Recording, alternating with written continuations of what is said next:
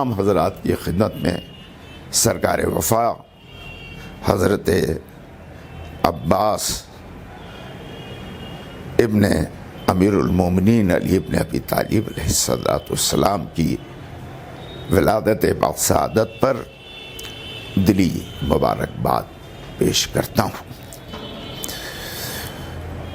آج کی یہ تاریخ نہ صرف ہمارے لیے بلکہ محبت اور وفا کے پرستاروں کے لیے بڑی اہمیت کی حامل ہے۔ ہم نے لفظ وفا تو بہت سنا ہے، لیکن عملی ہے شکل میں اسے ہم نے صرف اور صرف کربلا میں دیکھا ہے۔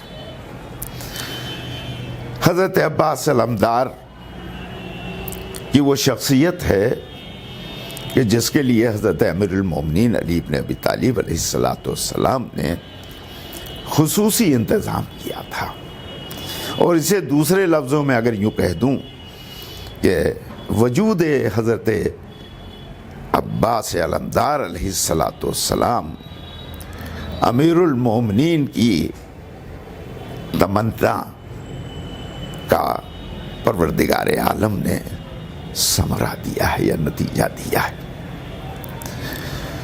جناب فاطمہ زہرا سلام اللہ علیہا کی وفات کے بعد، شہادت کے بعد، حضرت امیر المومنین نے وقت گزر جانے کے بعد اپنے بھائی جناب مسلم ابن عقیل، جو اپنے دور کے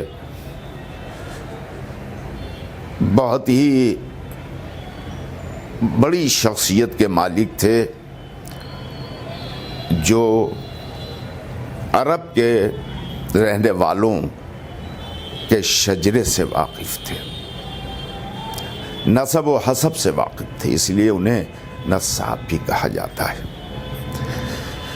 ان سے یہ خواہش ظاہر کی کہ کسی ایسی خاتون کو تلاش کرو جس کے بطن سے ایک شجاع بیٹا پیدا ہو، جو کربلا میں میرے حسین کے ہمراہ رہے اور اس کا ساتھ دے۔ چنانچہ جناب عقیل نے نظر دوڑائی اور جناب عباس کا ذکر کیا، جن کا نام فاطمہ کلابیہ تھا۔ ایک بہترین خاندان سے تاریخ میں ہے، اس کا ذکر ہے، اور آگے بڑھ کے وہ خاندان رسول اللہ کے خاندان سے ملا، یعنی دونوں طبقے کی ہی خاندان سے تھے۔ چنانچہ شادی ہوئی اور جناب عباس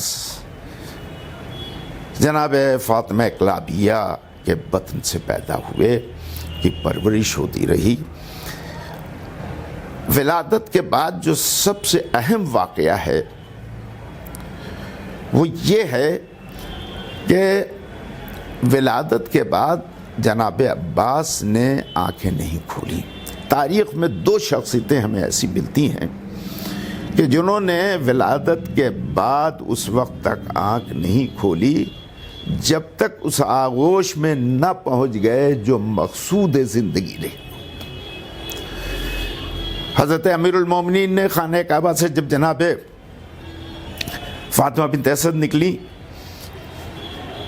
تو اس وقت تک آنکھ نہیں کھولی جب تک آغوش پیغمبر میں نہ آ گئے، اور بے عین یہی واقعہ حضرت عباس کے لیے ہے کہ ولادت کے بعد اس وقت تک آنکھ نہیں کھولی جب تک حضرت امام حسین علیہ السلام نے اپنی آغوش میں نہیں لے لیا۔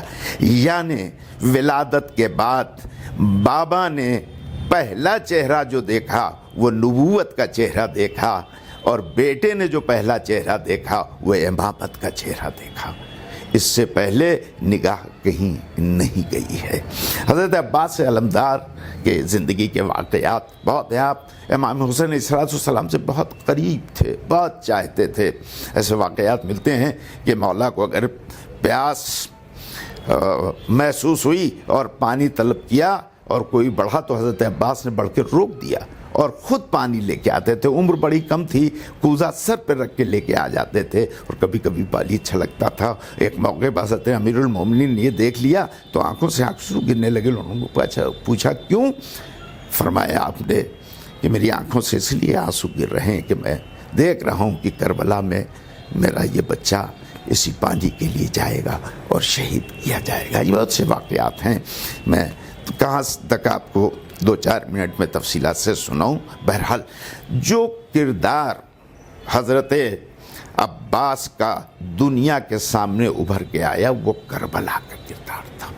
آپ جانتے ہیں ایک شجاع کے لیے یہ بڑا مشکل ہوتا ہے کہ وہ اپنی قوت پر قابو پا سکے, اور خاص کر ایسی جگہ پر جہاں مسئلہ شجاعت پر آ جائے, جہاں مسئلہ اس منزل پر آ جائے کہ اب وہ قوت برداشت سے باہر ہے. لیکن اللہ رے شجاع, کائنات میں ایسا شجاع کہ لاکھ مسئلہ اٹھ جائے, لاکھ مراحل آ جائیں, لیکن حضرت عباس اس وقت تک جنبش بھی نہیں کرتے تھے جب تک حضرت امام حسین علیہ السلام کا حکم نہیں آ جاتا تھا. اور کربلا میں یہ چیزیں ہمیں دیکھنے کے لیے آئیں. آپ جانتے ہیں کہ کربلا میں امام حسین علیہ السلام نے حضرت عباس علمدار کو لشکر کا علمدار قرار دیا تھا. بہت بڑی چیز ہے معصوم کے لشکر کا علمدار ہونا,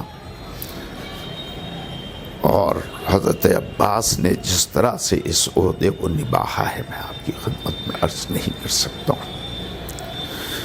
غرض یہ کہ جب تک حضرت عباس کا وجود تھا کربلا میں, ہر ایک کو سکون تھا کہ کچھ بھی ہو. کوئی یہ کہتا تھا میرا چچا موجود ہے, کوئی یہ کہتا تھا میرا بھائی موجود ہے, کوئی بچے کہتے تھے میرا ماموں موجود ہے, اور خود امام فرماتے تھے کہ میرا بھائی عباس موجود ہے. اتنا اعتماد حاصل کرنا یہ بہت بڑی عظمت کی بات ہے. حضرت عباس سقائے سکینہ کے نام سے بھی جانے جاتے ہیں, اس لیے کہ جناب سکینہ کے لیے پانی لینے کے لیے گئے تھے, لیکن پانی خیمے تک لا نہ سکے اور راستے میں ان کی شہادت ہوئی ہے. ایسی شخصیت کائنات میں دیکھنے کو نہیں ملی ہے جیسی عظیم شخصیت حضرت عباس کی تھی. شجاعت بابا کی طرف سے ملا, صبر خود بھائی حسین کی طرف سے ملا ہے. تو ان تمام چیزوں سے جب آراستہ ہوئے تو اس عظیم شخصیت کا نام عباس پڑا, جس کی ولادت کی تاریخ ہے. میں اس وقت پر ایسے واقعات آپ کے سامنے نہیں بیان کرنا چاہتا ہوں جس میں مصائب کے پہلو ہیں, اس لیے کہ یہ ولادت کا موقع ہے, مسرت کا موقع ہے, خوشی کا موقع ہے.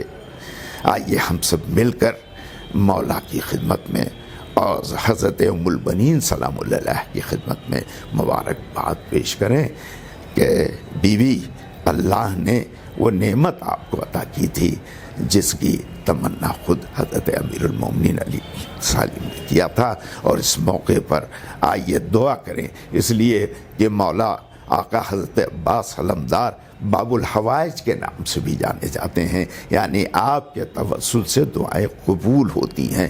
پروردگار ہماری دعاؤں کو حضرت عباس باب الحوائج کے توسل سے قبول کر ان کے چاہنے والوں کو اپنے حفظ و امان میں رکھ.